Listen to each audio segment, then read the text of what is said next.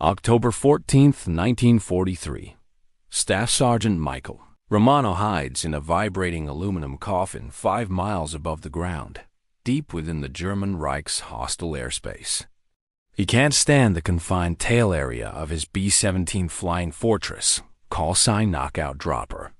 His knees are braced against the chilly fuselage as he sits on a thin metal seat that resembles a bicycle saddle. He sees a speck develop into a shark, a Focke-Wulf FW-190, through the tiny, distorted plexiglass window.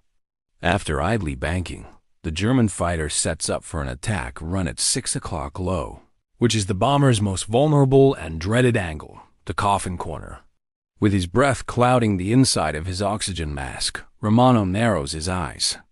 He wrestles the twin with his awkward fur-lined gloves. 50 caliber machine guns. He aligns his Army Air Force-provided ring and bead sight. In actuality, it consists of 2 metal posts, a crude 19th century weapon, that are supposed to function in a 500 miles per hour, 3-dimensional conflict. It provides no speed correction, no deflection computation, and absolutely no assistance. He shoots. Behind the sinking fighter, a feeble stream of tracers arcs. The cannons of the FW-190 flash frighteningly powerful flashes.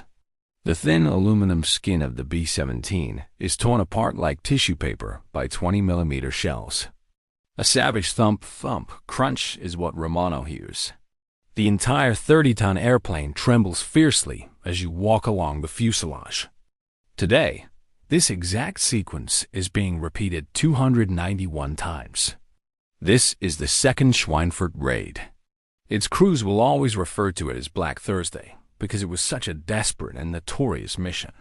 A risky notion, an arrogant myth, and a belief gave rise to the mission.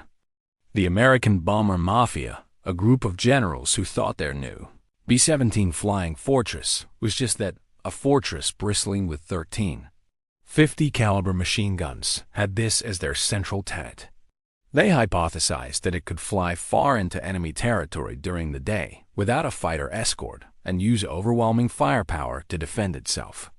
They thought the bomber would always succeed. The 8th Air Force sends 291 of these strongholds to attack the Schweinfurt ball-bearing factory early on October 14th. When the factory is destroyed, the German army comes to a complete stop. The bombers must fly far beyond the range of their only defense in order to reach Schweinfurt, which is the single deadly issue. Their tiny companions, the P-47 Thunderbolts, are only able to accompany them to the German border. The fighter escorts wag their wings and withdraw about 1:30 p.m. over the city of Aachen. They're running low on petrol. For the following 3 hours, they had to go back to England. The Luftwaffe is waiting, and the 291 bombers are completely alone. The Germans have amassed almost 700 fighters, including twin-engine Messerschmitt Bf 110 destroyers equipped with rockets, Focke-Wulf FW-190s, and Messerschmitt Bf 109s. It is the biggest defensive patrol ever put together. They swarm the bomber stream rather than only attacking it. The air bursts. Massive B-17s with 10 men on board, each burst into flaming balls. Wings break off. Fuselages descend in a spiral pattern, leaving 5 miles of black smoke in their wake. With their parachutes torn to pieces or consumed by the flames of nearby aircraft, men leap out into the flak-filled sky. "Mayday! Mayday!" is all that can be heard on radio stations. We're hit. And fighters on the trail. After that, there was stillness. The surviving hobble back to England by dusk. Not only are the maths cruel, but they are also unsustainable. Over 20% of the assaulting force, or 60 bombers, are shot down. Another 138 planes are returned to base with such severe damage that they will never be able to fly again due to holes in cannon ammunition. In one afternoon, 600 American airmen had died or gone missing. No bomber crew will statistically make it through their mandatory 25 mission service at this rate. In actuality, the 8th Air Force has been destroyed.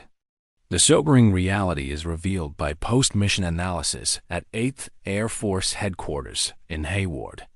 Hit rates for tail gunners, which are reputedly the bomber's final line of defense against the Luftwaffe's chosen attack angle, are less than 8%. One bastion at a time, fighter pilots may slowly ruin America's billion-dollar strategic bombing operation by attacking from behind and enduring a few seconds of wildly inaccurate return fire. In despair, senior commanders assemble. The B-17's defensive armament, which was meant to turn it into a flying fortress, has utterly failed. The entire strategic concept of the American war effort, daytime precision bombing, is in danger of being canceled in the absence of a solution. These generals are unaware that a 22-year-old tail gunner with only a high school diploma is currently sketching a design in his logbook on a chilly, windy day at Bassingbourn Airfield. Several Army Air Force laws are broken by this design, and skilled weapons engineers will declare it to be mechanically impossible. A design that will save thousands of American lives and triple tail gun accuracy. This is the tale of the gunner who refused to stop and the invention they attempted to outlaw. You must first comprehend the insurmountable challenge tail gunners faced in 1943 in order to comprehend why Romano's invention proved to be so groundbreaking. With a defensive strategy taken from maritime warfare, the B-17 Flying Fortress went into battle. The plan was straightforward. Equip the aircraft with enough machine guns to produce overlapping fields of fire, much like a battleship. It was a flying battleship, according to Army Air Force promotional literature. The truth turned out to be very different. In August 1943, Staff Sergeant Michael Romano arrives at Bassingbourn Airfield in England. He serves as the 91st Bomb Group's substitute tail gunner. He's not an engineer. He is not a scientist. He was only 19 years old when he enlisted, had no college degree, and was a former Pittsburgh manufacturing worker. He received 6 weeks of training from the Army on how to estimate range, clear jams, and hope his shots hit. The men who work at his designated post, the tail gunner station, all refer to it as a coffin. It's the scariest and most remote position on the plane. With his hands wrestling two 84-pound Browning M2 machine guns and his feet braced against the airplane structure, he must kneel for 8 hours at a time. On a straightforward yoke mount, the guns pivot. However, the true issue was his aiming mechanism. A metal circle with a post at the front, the ring and bead sight, was a relic. Romano must quickly determine the target's speed in relation to his own aircraft in order to hit a diving fighter. In order to aim ahead of the objective, he must determine the deflection angle.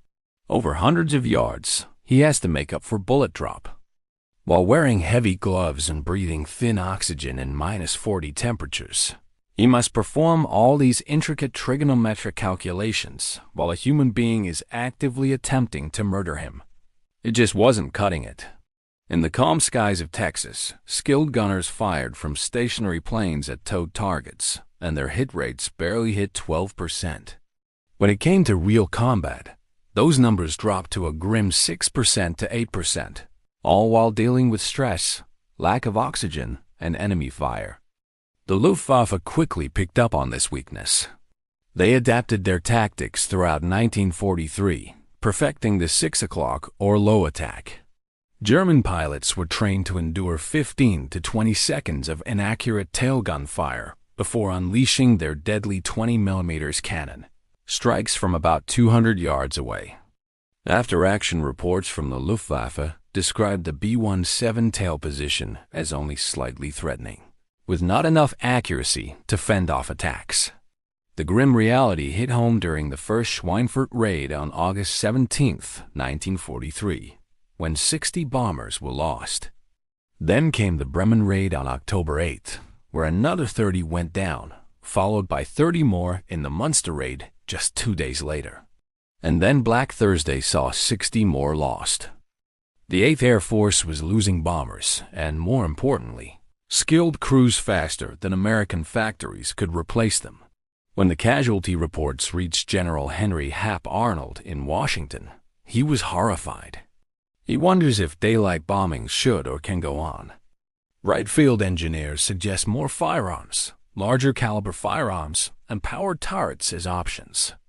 Although the development timetable extends far into 1944, Boeing's Cheyenne Modification Center starts designing an upgraded tail turret.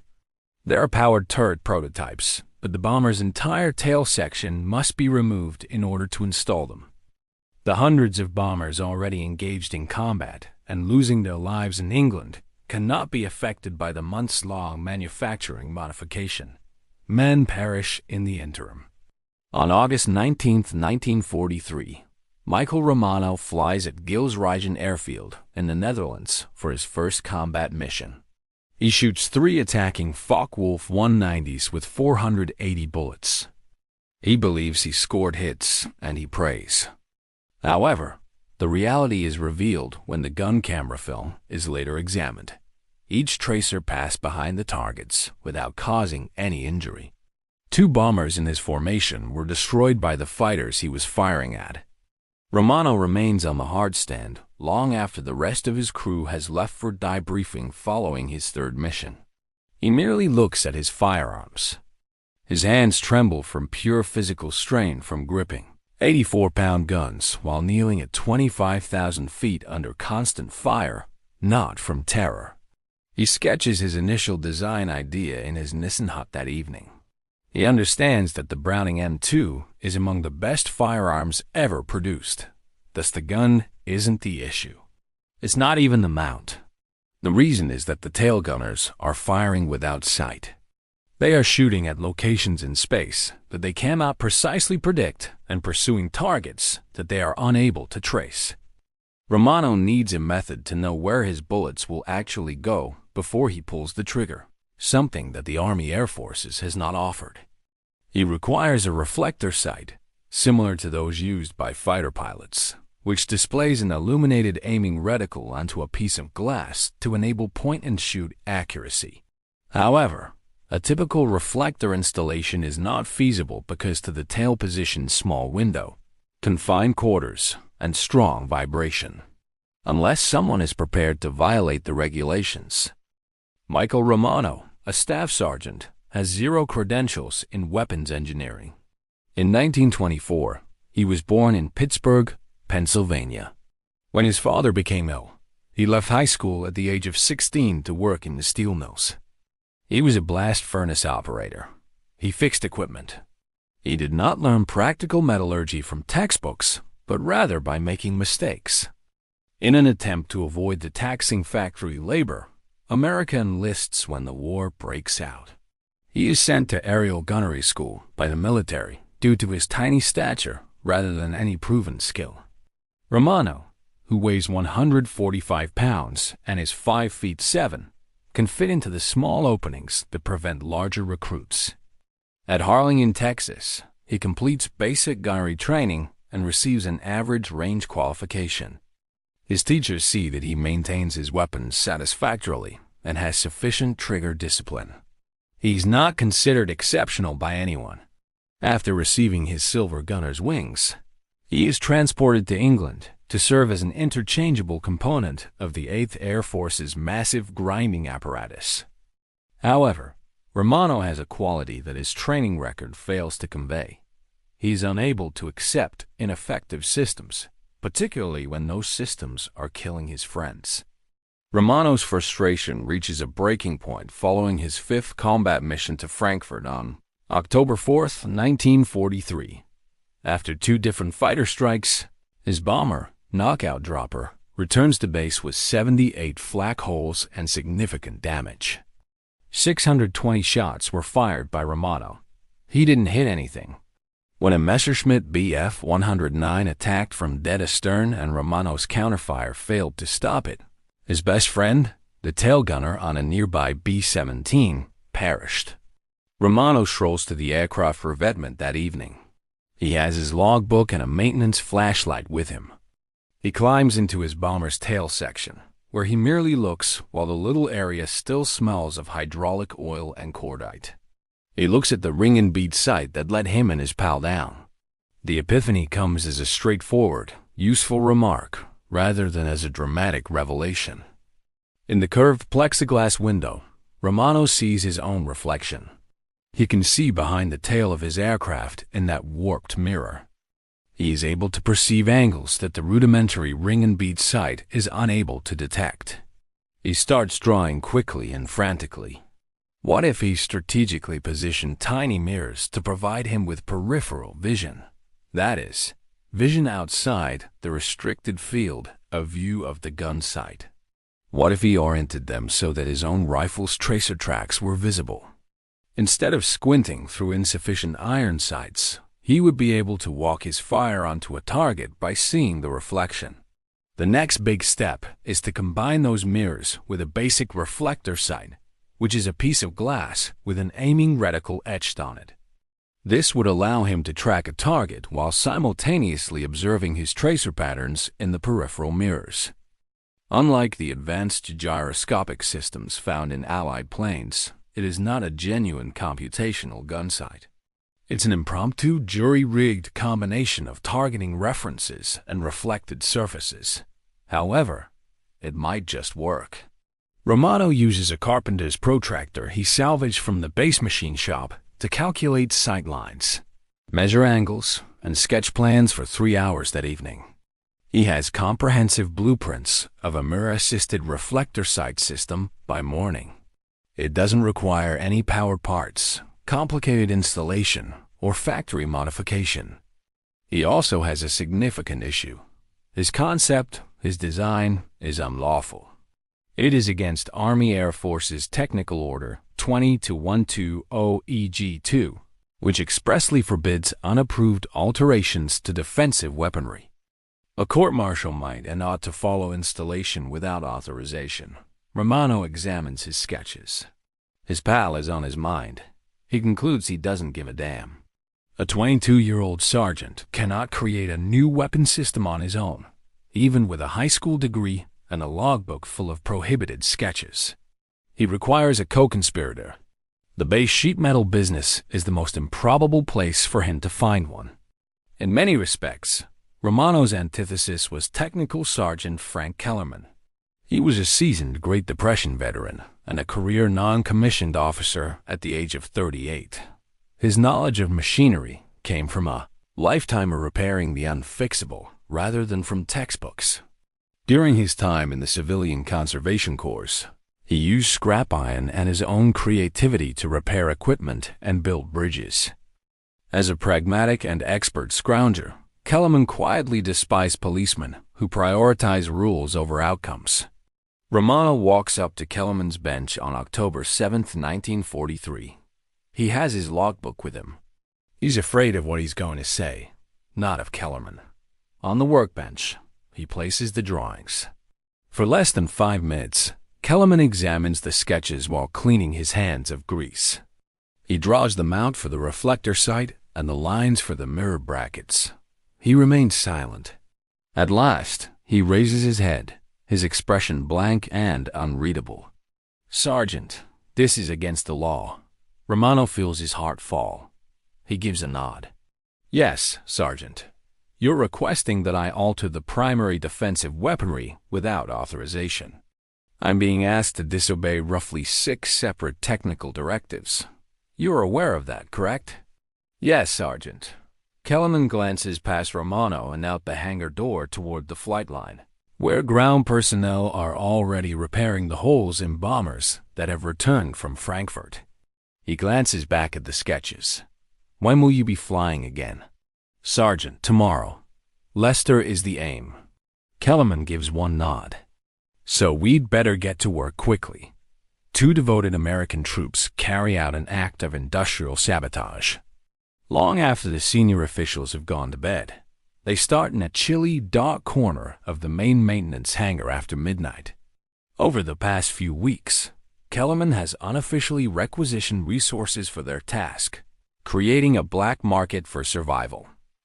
Salvaged airplane parts are used to make the foundation components. The curved convex mirrors were salvaged from a B-17, S damaged navigation equipment after it crashed and landed the previous week. The broken canopy portions are used to cut the plexiglass sheets. An airframe that has been written off is used to construct the aluminum brackets. However, the reflector sight is the most important part and the center of the entire system. Kellerman is well aware of where to find one. He takes Romano to the boneyard, a muddy area behind the hangars where parts are extracted from destroyed airplanes. He scales the wing of a P-47 Thunderbolt jet that was headed for the scrapyard after it belly landed. Kellerman carefully removes the undamaged N3, a reflector gun sight, from the cockpit. This gadget is what gives fighter pilots their lethal precision. It is intended for nose-mounted installation and a spacious cockpit. It was never meant to fit into a B-17's tail. Kellerman quickly re-engineers the attachment brackets back in the hangar. Throughout the night, he and Romano fit parts, check sightlines, and use hand tools to make small changes. 2 hours prior to the pre-flight briefing, at 4:30, Kellerman installs the entire assembly in Romano's knockout dropper. It's a rough installation. It's difficult. Standard aircraft bolts, not high-tensile strength aviation hardware, are used to fasten the brackets. Safety wire is used to secure the mirrors. A Boeing engineer would be appalled at the welded bracket that mounts the reflector sight itself to the gun yoke. The aircraft's maintenance record contains no information regarding the change. Romano keeps it a secret during the dawn briefing.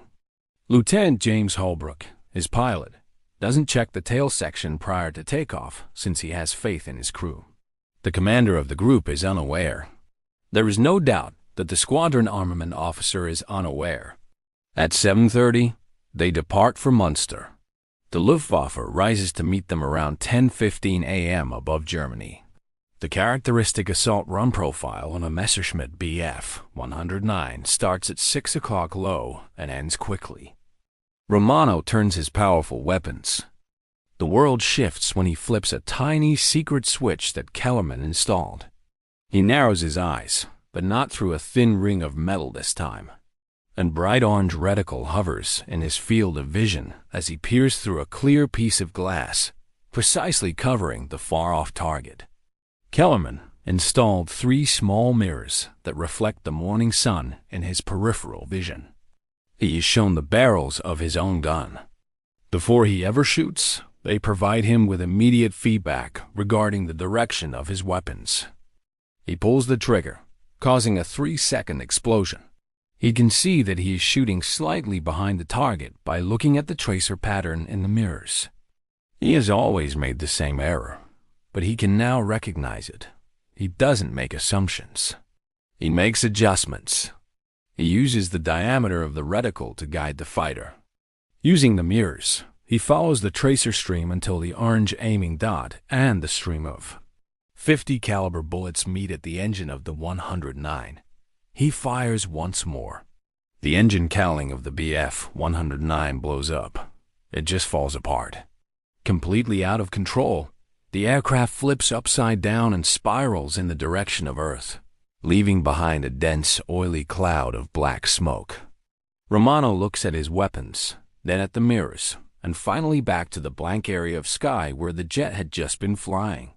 He murmurs into his oxygen mask, "Holy, it functions." In 1340 hours, Romano arrives in Bessingbourne with his first verified kill. The festivities endure for precisely 20 minutes. Crew Chief Master Sergeant Donald Pierce notices the welded bracket, the odd mirrors, and the unapproved cables coming from the gun sight at 1400 hours, while doing a standard post-flight inspection to examine the tail area for battle damage. Pierce, a by-the-books man, notifies the squadron armament commander of the disparity right away. 10 minutes later, Captain Richard Voss shows up at the hard stand. He has a clipboard and a face of barely restrained rage. As an engineer, Voss is a man who values rules, procedures, and testing. He perceives everything in black and white, and Romano's tail position appears to be a blatant and deadly infraction. Sergeant Romano, would you care to explain the unauthorized equipment installed in your gun position? Voss asks, his voice taut with military precision. Romano jumps to his feet. I installed an upgraded sighting system, sir. What did you install? The other ground guys hear Voss's voice rising. Do you understand the rules that you just broke? Sir, the system functions, Romano adds, his voice trembling. I fired down a 109. It doesn't matter if you destroyed the entire Luftwaffe. Voss yells. That equipment is not normal for the Army Air Force. Boeing has not approved it. It hasn't gone through testing procedures. You'll take it off right away. Lieutenant Holbrook, Romano's pilot, advances. Respectfully, Captain, my tail gunner used that sight to make his first kill today. Perhaps we ought to. Voss interrupts him without even glancing at him, saying, Your opinion is noted, Lieutenant. The change will be eliminated. That is definitive. He gives Romano a glare.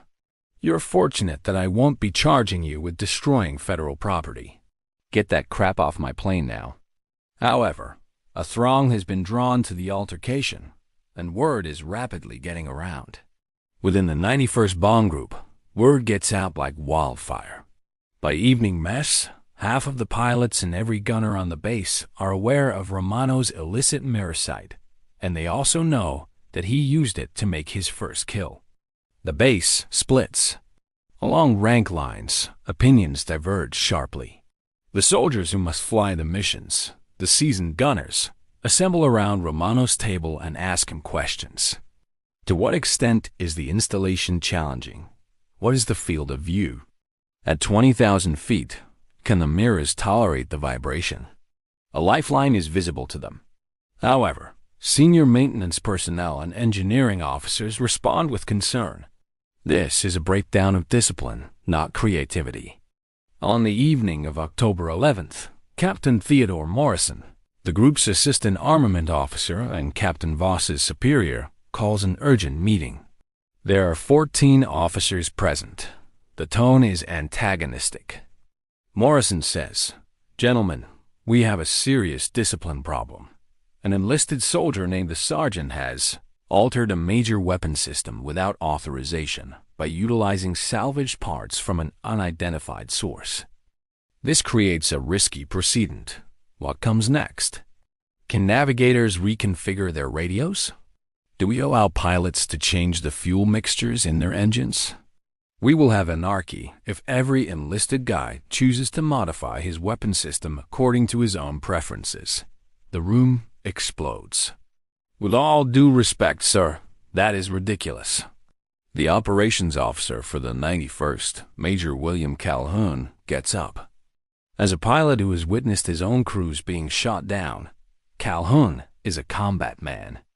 Romano used this technology to shoot down an opposing fighter. What do our tail gunners currently accomplish? An 8% success rate. If this change even slightly improves that, marginally? Morrison's face flushes. We don't have any data, Major. There isn't any testing. An unapproved, jury-rigged system cannot be justified by a single fortunate shot or successful engagement. Calhoun responds, Then test it. Don't take it off. Give it a try. Tomorrow, assign Romano to the next mission. Install the modification and let him fly. Objective data will be captured by gun cams. I'll take it off myself if it doesn't work. However, if it succeeds, perhaps we ought to put these processes in place rather than punishing the person who created them. The dispute gets more heated. Engineers point to slick slopes and safety issues. Black Thursday's bleak, unsustainable math and casualty ratios are cited by combat officers. Shouting breaks out throughout the meeting. The conflict reaches the highest level at 2,000 hours because it is now too loud and acrimonious to be resolved at the squadron level.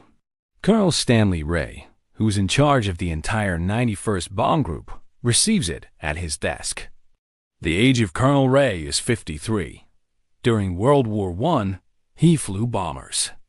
As a professional officer, he's aware of and respectful of the chain of command. However, he's also a practical man who has been writing letters for months to the spouses and mothers of his deceased airmen. Morrison, Calhoun, and Sergeant Romano are called to his office. He spends 90 minutes listening to both sides' arguments. He listens to Captain Morrison explain the rules, the risks, and the punishment violation without once interjecting. He hears Major Calhoun describe the death toll, the unsuccessful strategies, and the urgent need for a solution. He speaks at last. Even though his voice is soft, it pierces the tension like a dagger. "How many bombers did we lose last week?" The room is silent. Ray adds in a cold voice, "Captain Morrison, I asked you a question." 17 from this group alone, sir." 17, Ray says again. 17 B-17s. That amounts to 170 men. During those same missions, how many fighters were shot down by our tail gunners? Verified deaths? Morrison moves. "Sir, 3. Ray lets the numbers linger in the air while slowly nodding. 3 of their fighters were up against 17 of our bombers. His icy gaze is fixed on Morrison. "Captain, we have taken notice of your concern over unapproved alterations. You are right to be concerned about regulations, but I am much more worried about losing 17 goddamn airplanes every week due to the failure of our defensive weapons." He looks at Romano, who's staring at him intently. "Your modification remains on your aircraft, Sergeant." Captain Morrison has a pallid face. "I have to object, sir." "The rules." Colonel Ray interrupts him, saying, "The regulations are noted, Captain." He looks back at Romano. "With your modification implemented, you will fly the next 3 combat missions. Additionally, you will fly with gun cams that capture every interaction. We will approve the installation of this mirror sight throughout the organization if your hit rate increases noticeably, as Major Calhoun recommends. If it doesn't work, the equipment will be taken away, and you will be disciplined for the illegal alteration. Do you understand that?" Romano finds his voice despite his trembling knees. "Yes, sir." "Excellent." Ray gets up to indicate that the meeting is over. "This is adjourned, gentlemen." He looks to his engineering officer and pauses. "And get me a set of those damned mirror drawings, Captain Morrison. I'd like to know how this works if it does."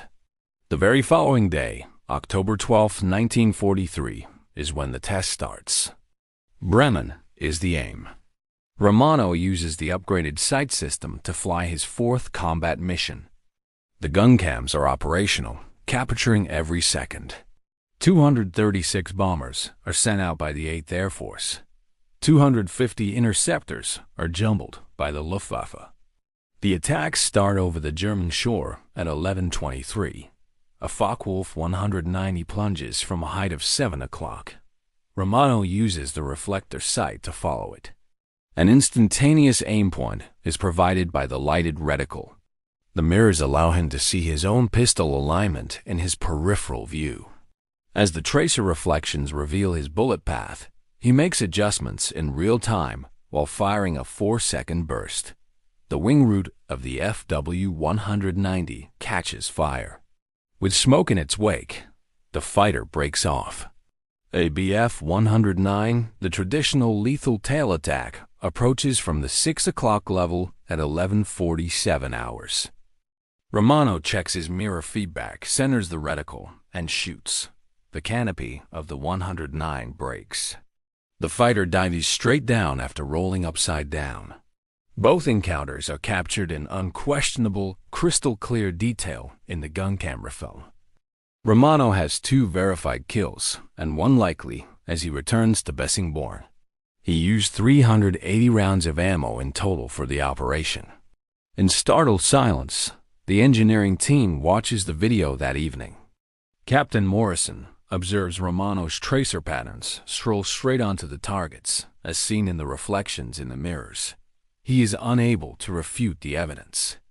Real-time fire correction is made possible by the mirror-reflector combination, which was just not feasible with the previous ring and bead sights. The figures are examined. For every confirmed kill, the 91st Bomb Group's average tail gunner fired 2,800 rounds. Michael Romano fired 190 bullets per kill on his initial test. It's a revolution, not merely an improvement. Morrison murmurs to Colonel Ray, "All right, it functions. However, sir, we require standardized parts, installation techniques, and accurate technical drawings. The bombers cannot simply be welded with scrap metal." "How long will it take to get approved?" "At least 6 weeks," Morrison answers. "We would need to submit modification proposals, coordinate with 8th Air Force Headquarters, and obtain approval from the United States." Ray yells, "We don't have 6 weeks. The war is now losing."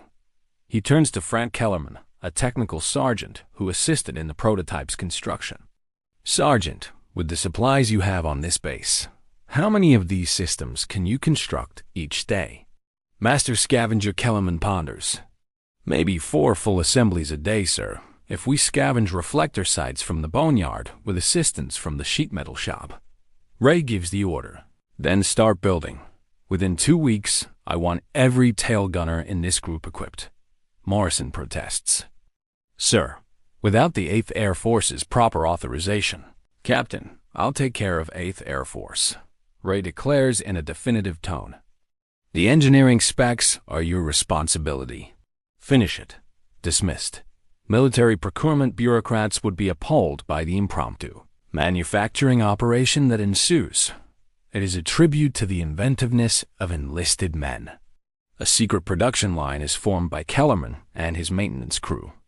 They pilfer parts from all across Basingbourne, including aluminum stock from supply depots, mirrors from broken navigation equipment, and reflector sights from written-off P-47s and P-38s.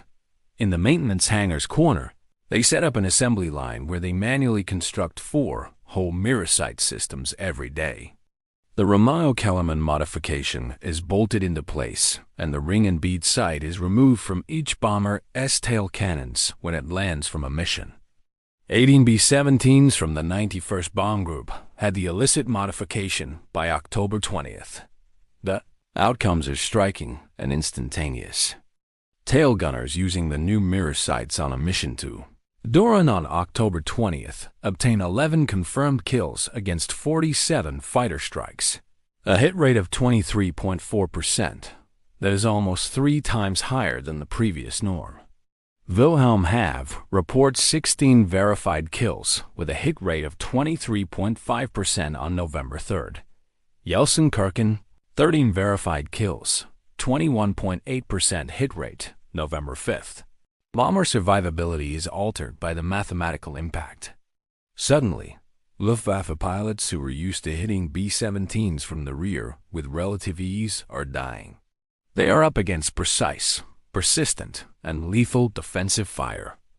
The evidence comes from both the enemy and Allied gun camps. The enhanced efficacy of American tail weapons is noted with anxiety in German after-action reports.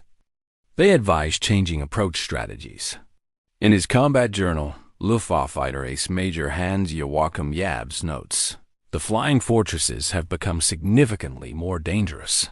Previously limited to power turrets, their tail gunners now exhibit accuracy.